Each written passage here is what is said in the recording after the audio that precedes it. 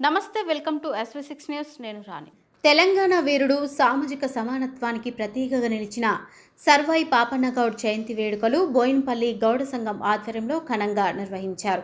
Secunderabad cantonment Boinpally జయనగర్లో Sarvai Papanna Goud విగ్రహానికి మాజీ మంత్రి చామకూర మల్లారెడ్డి, కంటోన్మెంట్ మాజీ ఉపాధ్యక్షుడు జంపన్న ప్రతాప్, కంటోన్మెంట్ బోర్డు మాజీ సభ్యుడు పాండు యాదవ్, బీజేపీ నాయకులు బానుక మల్లికార్జున్, శ్రీనివాస్ రెడ్డి, బిఎన్ శ్రీనివాస్, మురారి, కాంగ్రెస్ పార్టీ నాయకులు ముప్పిడి మధుకర్, బీఆర్ఎస్ పార్టీ నాయకులు టింకు గౌడ్ హాజరై విగ్రహానికి పూలమాలలు వేసి ఘన నివాళులు అర్పించారు.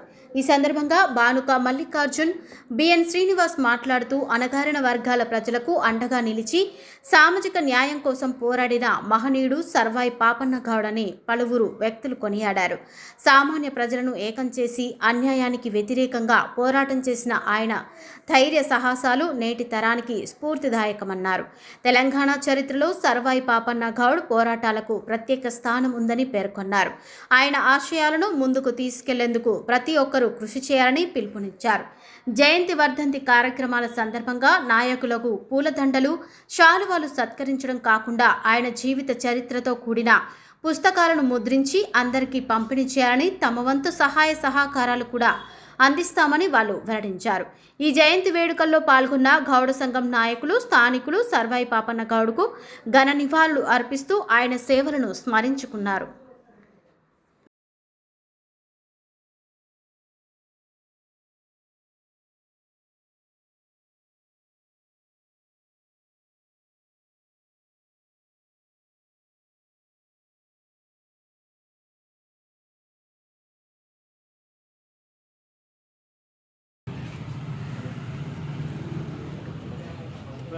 ఈరోజు చాలా శుభదినం. ఒక గౌడ కులానికే కాదు, బడుగు బలగైన వర్గాలు, నిరుపేదలు, పేదలంతా పండుగలాగా జరుపుకోవాల్సినటువంటి రోజు. మన సర్దార్ సర్వాయి పాపన్న గారి జయంతి సందర్భంగా బోయిన్పల్లిలో యువకులు, అదేవిధంగా గౌడ సంఘం నాయకులందరూ కలిపి కులస్తులు ఇక్కడ స్థాపించడం జరిగింది. చాలా సంతోషకర విషయం. మరీ ముఖ్యంగా 17వ శతాబ్దంలో ప్రజా రాజ్యం కోసం కాకుండా నిరుపేదల కోసము, పేద ప్రజల కోసము, బడుగు బలైన వర్గాల కోసము పోరాడినటువంటి తెలంగాణ వీరుడు, ధీరుడు సర్దార్ సర్వాయి పాపన్న గారు.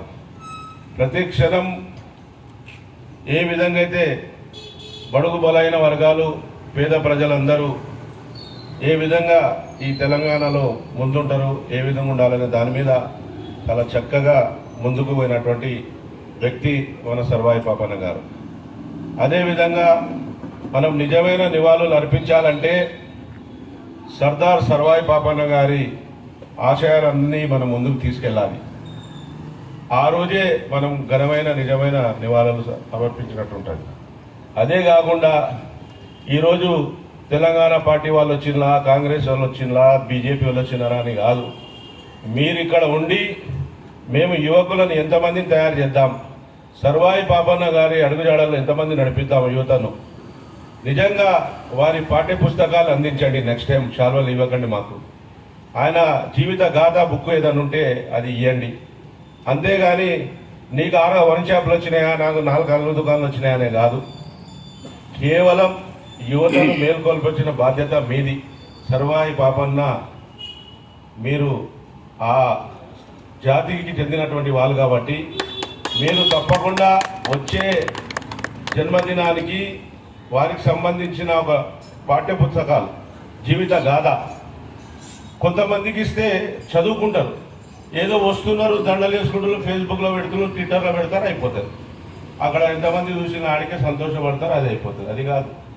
నెక్స్ట్ టైం చాలా ఖచ్చితంగా చెప్తా ఉన్నా మన అందరికీ, యువతకు ఆయన జీవిత గాథ ఒక చిన్నగా 10, 20, 30 పేజీలు అటువంటి ఉంటే అది చదువుకొని ఆయన స్ఫూర్తితోటి ఆయన ఆశయాలను సాగించడానికి మంచి ఛాన్స్ ఉంటుందని చెప్తూ, ఈరోజు ఇక్కడ ఈ గౌడ కులస్తులు కాదు, బడుగు బలైన వర్గాలందరికీ పండుగ రోజు. అదేవిధంగా వీళ్ళ కులానికి సంబంధించిన ల్యాండ్ విషయంలో పర్మిషన్ జాప్యం అవుతా ఉంది. తప్పకుండా రేపటి నుండి దాని మీదే పడతాను. ప్రతి సంవత్సరం చెప్తున్నాము, అది ఎటో వెళ్ళిపోతూ ఉంది. వీళ్ళు సొంత డబ్బులు ₹1 కోటి వెచ్చించి ప్రాపర్టీ కొనుక్కున్నారు. ఇవాళ ఎంపీ ఎమ్మెల్యేలు ఎవరెవరికో ఇస్తూ ఉన్నారు. ఇలాంటి పెద్ద కులానికి సంబంధించినటువంటి వీళ్ళకి కనుక ఒక 30-40 లక్షల రూపాయలు డబ్బులు ఇస్తే వాళ్ళకి ఎంతో తోడ్పడుతుంది. అదే కాకుండా వాళ్ళు స్వతహాగా కట్టడానికి కూడా ముందొస్తున్నారు. దానికోసం నేను ఎన్నో చెప్పినా నా వంతు కూడా సహాయం ఉంటుందని. తప్పకుండా రేపటి నుండి మా అన్నకు శ్రీనివాస్ రెడ్డి అన్నకు బాధ్యత చెప్తున్నా. వీళ్ళకి సంబంధించిన డ్రైనేజ్ లైన్ కానీ రోడ్డు కానీ వీళ్ళకి పర్మిషన్ ఏ విధంగా వస్తుంది అనే దాని మీద తప్పకుండా రేపటి నుండి తన బాధ్యత తీసుకుంటాడు. మీరెవరు రావాల్సిన పని లేదు, మీ పనులు చూసుకోండి.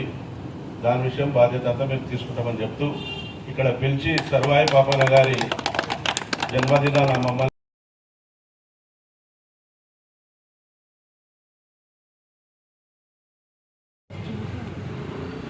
పాపయ్య గారి 376వ జయంతి సందర్భంగా శుభాకాంక్షలు తెలుపుతూ మరి ఈరోజు కంటోన్మెంట్ నియోజకవర్గంలో వారి యొక్క విగ్రహాన్ని ప్రతిష్ఠించుకొని మరి ప్రతి సంవత్సరం ఎంతో ఘనంగా ఈ యొక్క జయంతిని పురస్కరించుకొని బోయిన్పల్లి వాసులము అన్ని కులాల వాళ్ళము కలిసి ఈ యొక్క జయంతిని జరుపుకుంటాం. మరి మీ ద్వారా ఈ 2